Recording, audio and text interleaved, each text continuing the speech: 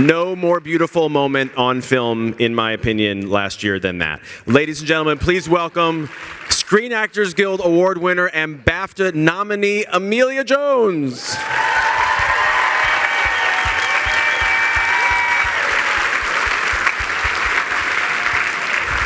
Great to see you. Welcome, welcome, welcome. Have a seat. Hi! Oh my gosh, there's so many people. You can handle it. And everyone's done it so well. So yes, okay. They have. They really have. This is why I love this night so much.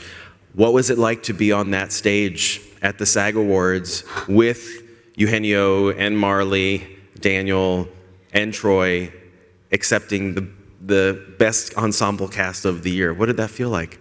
It was the best feeling ever. Honestly, we were all together, and there have been moments where we've all been promoting, but some of us have been filming, and it was just one night where we were all together, and it was such a great award because this film is very much an ensemble. The family you see on screen is the family that we are in real life, honestly, and I just wasn't expecting it, so it was such a lovely surprise, and yeah, we all had so much fun. I think Daniel's chair, he knocked his chair over, and we were all so loud, and we were all so dysfunctional together.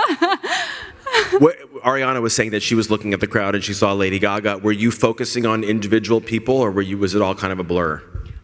I did fangirl, so I was behind Will Smith when we were... I know, right? Like, honestly, he's the most well-groomed man I have ever laid eyes upon. You look great. I was like, I don't know why I'm saying this. I'm embarrassing myself in front of everyone. But all I could think was, you must smell amazing because you look so gorgeous. So, definitely don't know why I said that, but yeah, I fangirled when I saw him, and I did actually meet Lady Gaga, and she gave me a hug, so that was a real big moment. Oh my God, nice. Yeah. That's a good one. This is a question I know you've gotten a ton talking about this movie, but I have not heard you answer it. So when you think about all of the things that you had to study and learn and get better at and for this movie, whether it was doing a US accent or becoming proficient in ASL or becoming more proficient as a singer, when you think back to all of the different things that you had to do, what's the one that kind of frightened you the most or took the most time and energy? It's a really good question. I'm going to say the sign language. That was the hardest because going into this role, I didn't just want to learn my lines. So I wanted to learn as much as the language as I could, and I wanted to learn about the culture. And so that took 9 months to do. And even when the 9 months were up and I flew to Massachusetts, I still had so much to learn. And I learned so much working with Marley, Troy, and Daniel. All of our interpreters on set were actually coders. And I had amazing ASL directors, Anton Massetti and Alexandra Wales. Woo! And so I just had great people surrounding me, but the ASL was really, really hard. But also the singing I found kind of daunting because I hadn't had a singing lesson before, and I knew that Ruby had to kind of get into one of the best music colleges. So, and also I was 17 and my voice was still maturing, and I was being given songs like Marvin Gaye, Joni Mitchell, Etta James, and they were all such big songs. But I had so much fun. I learned so much for this movie, and so I found it so rewarding. How much singing had you done before the age of 17 when you started this movie? Like shower singing, and I think I was in the choir for a few times. Oh, actually, this isn't fair. I did do a musical in the West End, but in all fairness, I was 8 and I hadn't had a singing lesson. And I remember I was in the first rehearsal, and Jo Hawes, the casting director, she said, "Okay, so which of you have had singing lessons?" And every single girl put their hand up, and I was like, she obviously saw that I was mortified, and she was like, "It's okay, you're playing a kid. Kids aren't trained," and so they wanted that. And I still didn't get a lesson after that. I don't know why. I should have learned from that. But I had 9 months of training. I was doing Lock and Key, this TV show that I do, and I was working a 65-hour week, and then I do the training on the weekend. So it was unfortunate I didn't have the week, but I was always finger spelling while I was filming. I remember I was practicing my Tinder finger spelling because I signed Tinder in the film, and one of the ADs on Lock and Key was like, "Oh my gosh, what are you doing?" And I was like, "Oh, I'm signing Tinder." And she was like, "That's weird. Why?" It could be helpful later on. So when you're doing this very intensive 9-month training, I mean, obviously the movie had Marlee Matlin in it. I mean, so it was going to get some attention. But what was really in your mind or your heart of hearts? What were you thinking might possibly happen with this film that you were spending so much time and energy studying for? I mean, you can only hope when you are training and working so hard on a movie that people like it and people see it. I know that for sure there was a moment when there was no sign of the cinemas or theaters opening back up. We didn't have Apple TV or Sundance at that time. And Sean and I remember we kind of called or we were texting and we were worried. We were like, is anybody going to see this movie that we worked so hard on? And then Sundance helped us out. While we were shooting, there was a moment where I kind of thought to myself, I think what we're doing here is special. It was the scene actually that they played with me and Troy at the back of the pickup truck. And I remember Sean called cut and all of our interpreters had walked off set crying. And a lot of the crew members were crying. And I guess I kind of thought to myself, well, if people are crying and this is moving people on set, then I hope, you can only hope that it's going to move people when they watch it. And thank goodness it has. People have been so lovely about the movie. And we were a tiny little independent film, so it means a lot. It's a thrill to see it in the company of all. Thank you. Right.